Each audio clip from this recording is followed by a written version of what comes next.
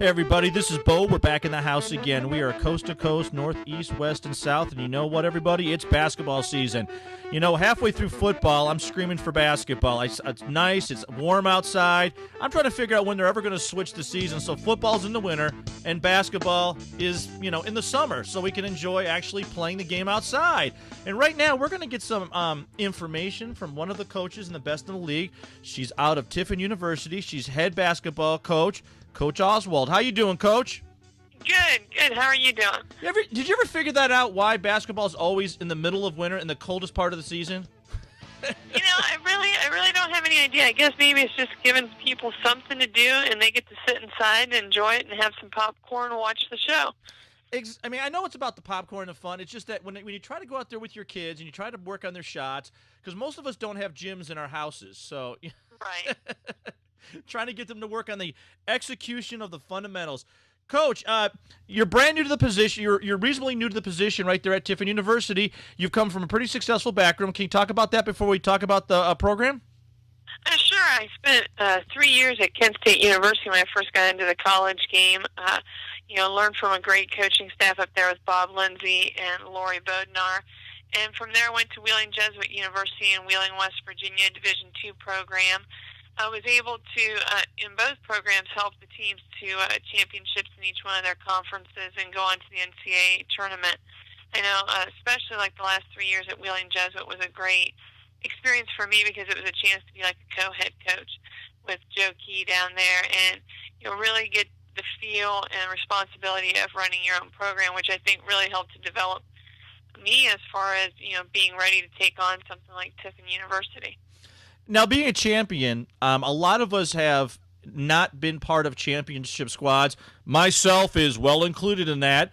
And so we sort of look up to you all in awe as far as being a champion.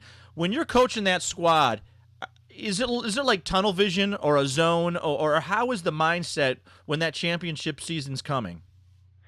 Well, I think it's very much about being focused, about setting goals, and all the teams that I've been part of has always been about, you sit down before the season starts and, you sit down with each player and have their individual goals that they want to achieve, and as a coach, that you can see, the potential that they have that they should be able to achieve.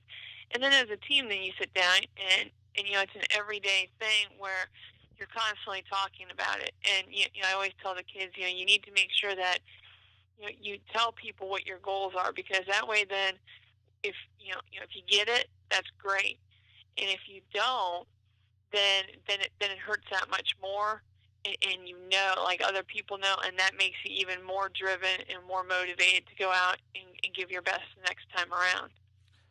And now with the new squad and new position here, who are some of the leadership? It's better word this. What does the leadership on the squad look like as far as the class this year? Is it junior, senior? Is it some of the sophomores that are stepping up to the plate for you? Actually, it's my junior class. I don't have any seniors this year, but I have 4 juniors that have been doing a really great job. When I came in the week after the first week of school, and told the players that that myself and the staff would be choosing who the captains are, who we felt would be the best fit, who would be leaders locally, but also leaders who would be good extensions of the coaching staff. And we sat down and we're able to pinpoint those through 4 of our juniors that I meet with once a week. We talk about what's going on in the team, if there's any problems, but also figure out just like what it takes to be a leader. Because I think sometimes people miss that whole scope and think that kids that are 18, 19, 20 years old, that they just automatically know what a leader is. And besides yelling and getting on people at times, no one else, college players don't know what that is. Like investing time into people. So, I have to give my hats off to my 4 captains. They've been doing a great job so far. And I think you hit it right there in the head. Is I always like when the coaches tend to pick the players. I remember being on teams. We obviously always picked the most popular guy or the guy that was going to cut us the most slack, and we wound up having a terrible season because if the coach wasn't there, the captains certainly weren't going to lead by example. They were going to let us horse around. And when a coach tends to pick the squad, they pick the most aggressive, intense, wanting to win, passionate person. And I think that's true for leaders, is leaders are not always the most popular choice. I think in present day business, politics, the person that does the decision making, who acts out, who strives for success, are usually the best leaders. Oh, I totally agree. And that's what I've told my captains is the fact that, you have to understand, because I gave them all, I told them, you're one of them that we selected now. This is what I expect from my leaders. And it goes kind of like down a list. And, one of the things is you've got to realize that some days people aren't going to like you, but you have to be okay with it as long as what you're doing is for the betterment of the team. And I said, so if you're someone who, you're always constantly trying to make everybody happy, then you're not going to be a very effective leader. And I gave him that opportunity. I said, hey, if this is something you want to do, this is something that you're up for, then fine. But if you're not, just let me know. And all four of them were very eager for the position.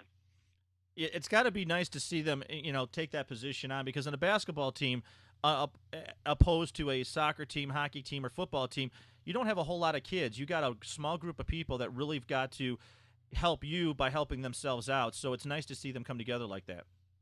Well, yeah, and I think what's important too is the fact that is making sure that like you have a good mix of personalities, which with the four that we have, there's one that's a lot more vocal. There's a couple of them that are more the type to take you along the side, talk to you. So everyone gives a little something different with their personality. In that regard, it's the same as a coaching staff, where you have that ability that players will seem to gravitate more towards one than the other just because of the being able to relate. And I think that's very important because as a head coach, I can't run between every little thing that's going on within the team, and that's what makes it great having a coaching staff. I've got some great assistants with Jason Mishler and Rachel Pike, but then also being able to have those four players who, like, when we're not around, can kind of patrol the team and do whatever's needed at that time for us. Now, as far as the season there, what is sort of like the biggest hurdle you have so far being new in your position?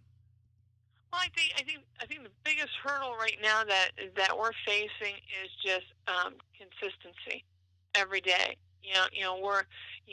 We'll take a couple steps forward, and then kind of think that we're there and kind of let up, and then we'll slide back down again. And that's just part. I mean, it's part of the process. It's part of anytime trying to build a program and getting them to understand that every night is a big night.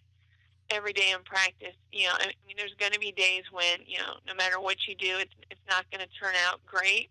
I mean, everyone has bad days, but just as far as like what your effort level is, as far as like your rebounding, your defense, and diving on the floor for loose balls, all of those things mean so much, and so very few people are willing to do them. And we get that from time to time, but we're right now we're just kind of struggling with some inconsistencies, and I guess I always call it a work in progress. I mean, you look at the season and the game totals that you've had. I mean, you were pretty much in every single game that I can tell. There was one that was maybe out of the norm, but all the other ones, you were right in the thick of things. So if you're able to pull things together for the consistency, you could have a nice run midway through the season. Oh, I definitely, that's one thing that, in fact, we just talked about last night with the kids. Even though Saturday, played Saginaw Valley up there and ended up losing by 15. But in reality, I feel like we've been in every single one of these games.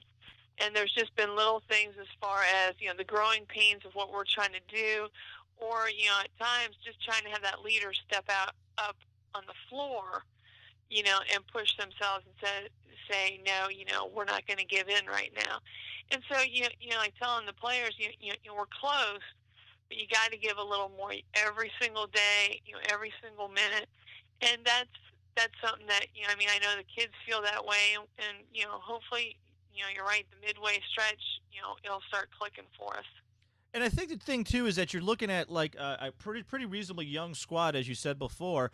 A lot of these players were superstars or great players or even very good players in high school, and high school went by so fast they don't realize that college is just as quick. And